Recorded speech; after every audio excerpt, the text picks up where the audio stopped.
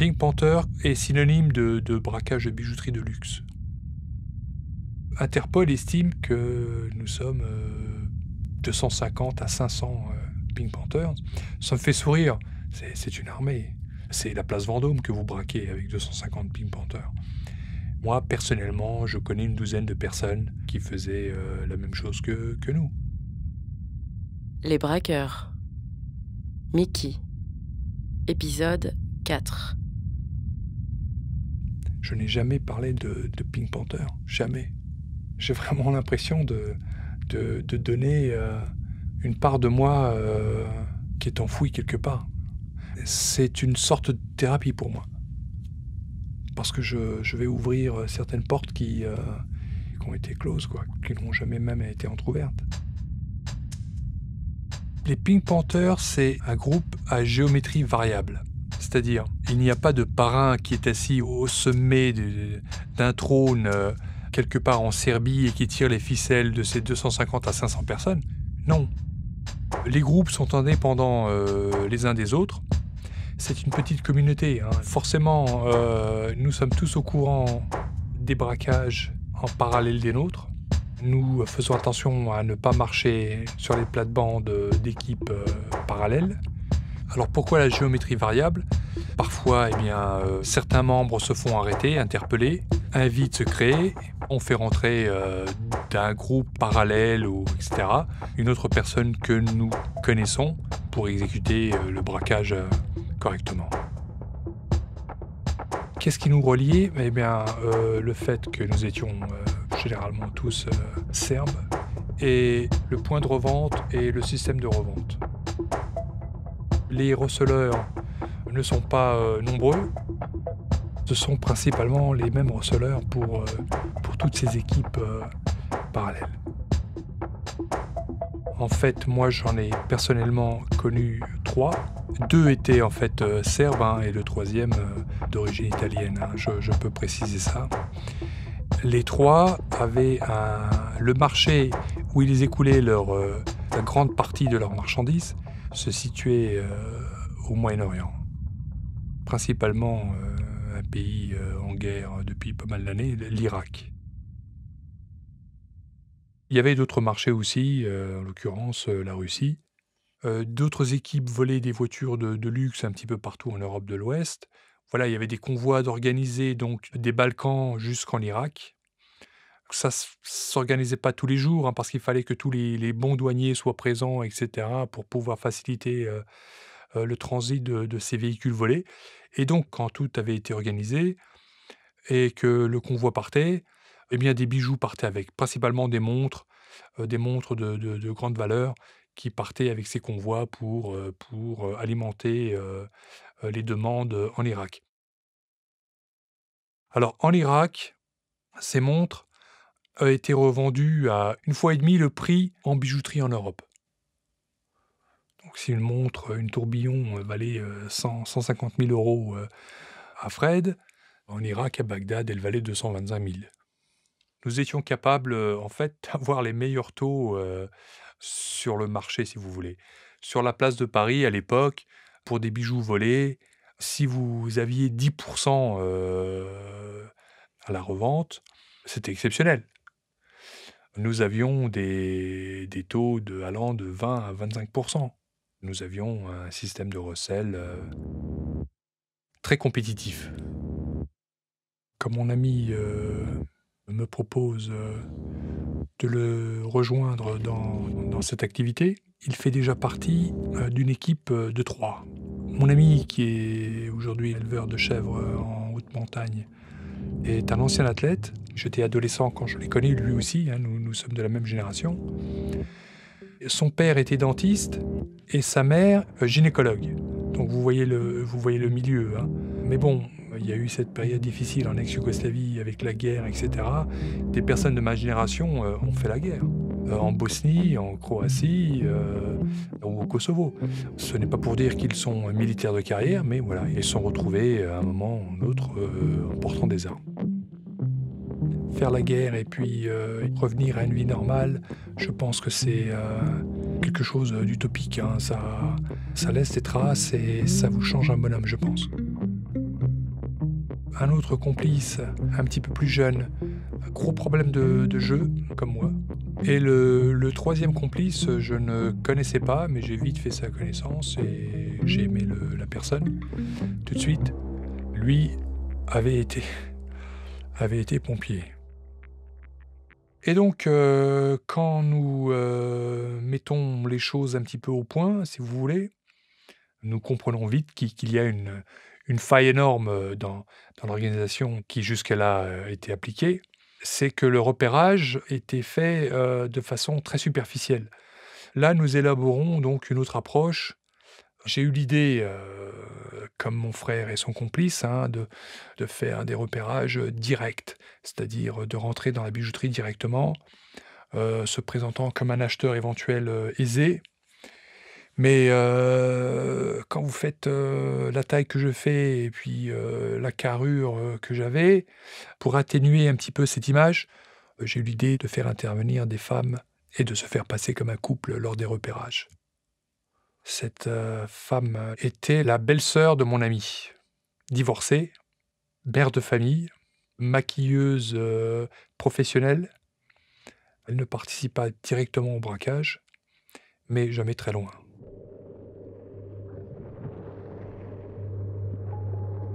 Donc, le reseller passe commande. Je tiens à préciser qu'il n'y a jamais d'ordre donné. Le reseller rentre en contact avec moi, en l'occurrence, à l'époque, me propose un travail. Il me dit « Mickey, il me faut 100 montres de catégorie moyenne. Est-ce que tu peux produire? J'en ai besoin d'ici 1 mois. » Dans le cas négatif, où je dirais non, c'est trop court, ou ceci, cela, lui se rabattrait vers une autre équipe.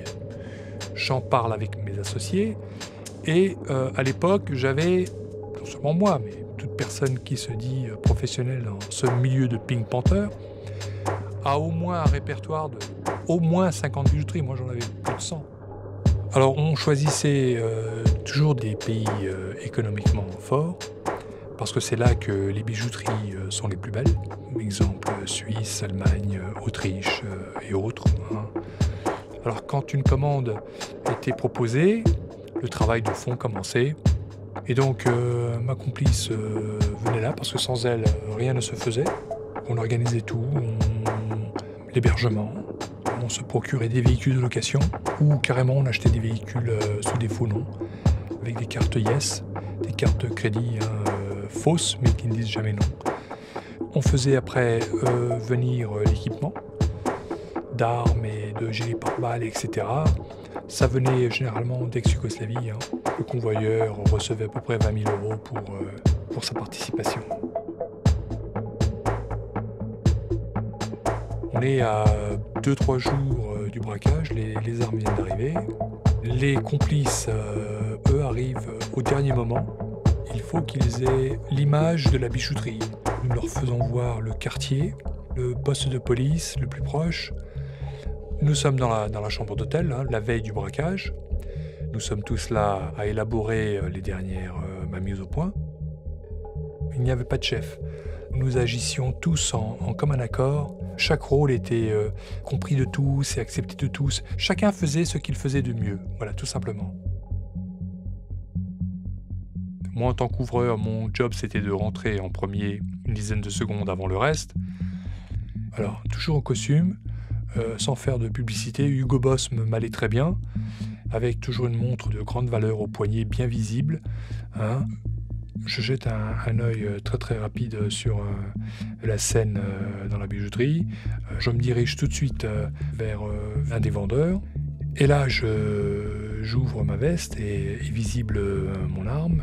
J'explique que je suis là pour ça.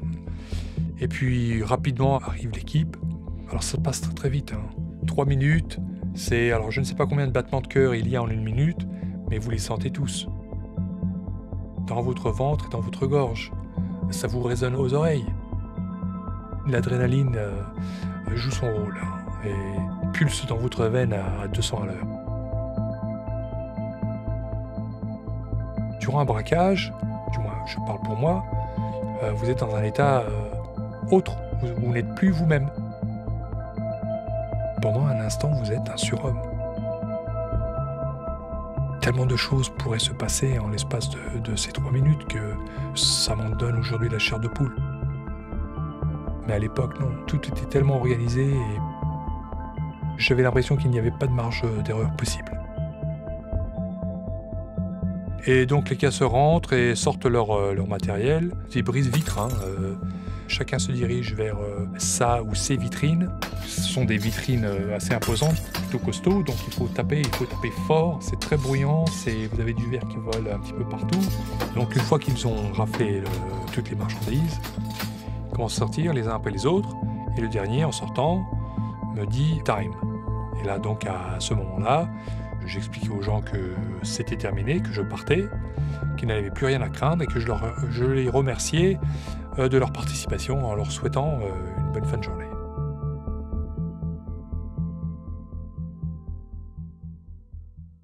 La caractéristique principale du Pink Panther, c'est la violence en dernier recours. Lors de mes braquages, il n'y a jamais eu de coup porté. J'en suis très fier.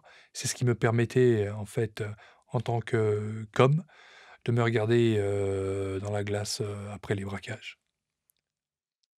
Je sortais de la bijouterie. Le but principal, c'était de ficher le camp le plus vite possible du lieu du braquage. Moi, à ce stade-là, je finissais avec la complice dans ce véhicule et les sacs. Alors nous aussi, on allait également dans une autre ville ou village voisin, qu'importe, où nous avions préalablement loué une chambre. Et donc là, notre boulot, c'était de faire un petit peu le détail de ce qui avait été dérobé et d'emballer toutes les montres, tous les bijoux, quoi. L'adrénaline commence à redescendre. Vous êtes conscient maintenant des risques que vous avez pris. Vous regardez ce tas de bijoux qui est sur le lit. Et alors, comment l'expliquer ? Il y a une sorte de peur. On a risqué notre vie, notre peau, notre liberté. Vous avez besoin de vous... C'est étrange comme sensation, mais la première fois que ça m'est arrivé, j'ai pris cette femme dans mes bras. J'avais besoin de sentir cette présence. Et je l'ai embrassée, je me rappelle, je l'ai embrassée sur le front. Elle a répondu par un baiser sur les lèvres. Nous avons fait l'amour. C'était comme un besoin, c'est animal, je dirais. C'est comme le besoin de ressentir que nous sommes normaux, que nous étions des gens comme les autres. Et c'était la chose la plus réconfortante pour elle comme pour moi, à ce stade-là. J'aimerais préciser que ce n'étaient pas des relations tenues par la suite. Il n'y avait jamais de geste aussi intime que le jour du braquage.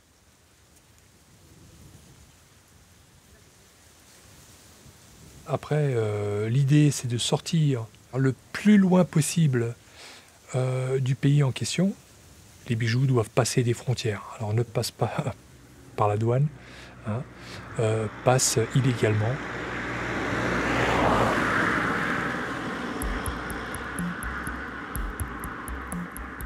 Alors tout ça est organisé par des équipes qui s'occupent que de ça. Un convoyeur arrive, c'est encore une fois un couple, papy, mamie, hein, qui passaient partout. Hein. Leur but était de se rapprocher au plus près de la frontière, où une équipe, un passeur les attendait. Et lui, en fait, ce passeur-là avait que 100 ou 200 mètres à faire pour arriver de l'autre côté, en Serbie, où un de mes complices, des casseurs, l'attendait pour récupérer le ou les sacs. Après, moi je passais dans le pays aussi, tout à fait légalement. Donc là, l'équipe était reconstituée. En Serbie, on pouvait se permettre d'être tous ensemble. Un rendez-vous était pris rapidement avec le receleur. Et voilà. Donc à partir de là, le boulot était terminé.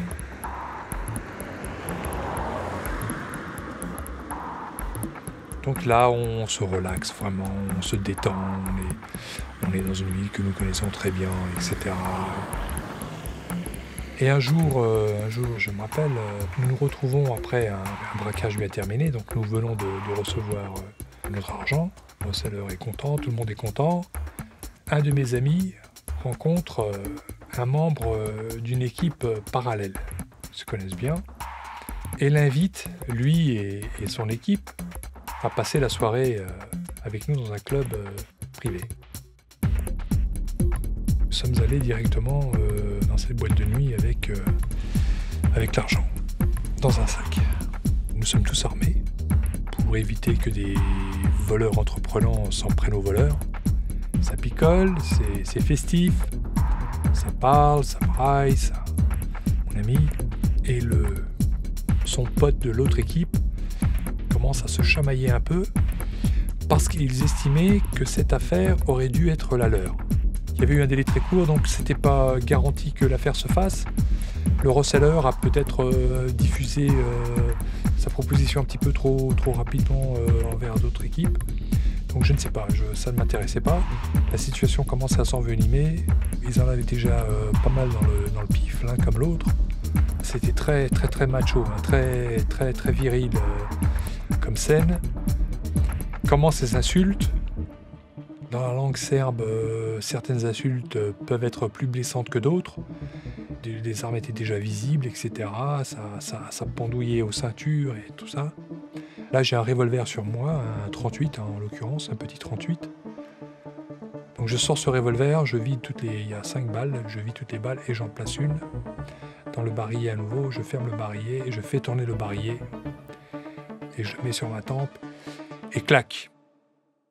Et je place mon revolver sur la table, juste en face de ce type. Et je dis, fais voir ou ferme ta gueule.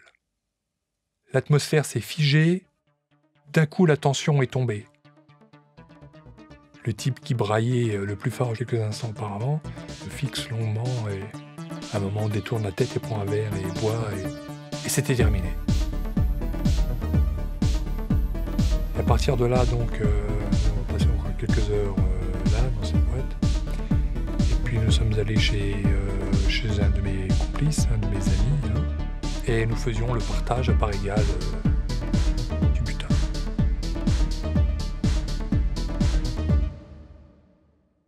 En général, la moyenne, c'était 300, 400 à 500 000 euros.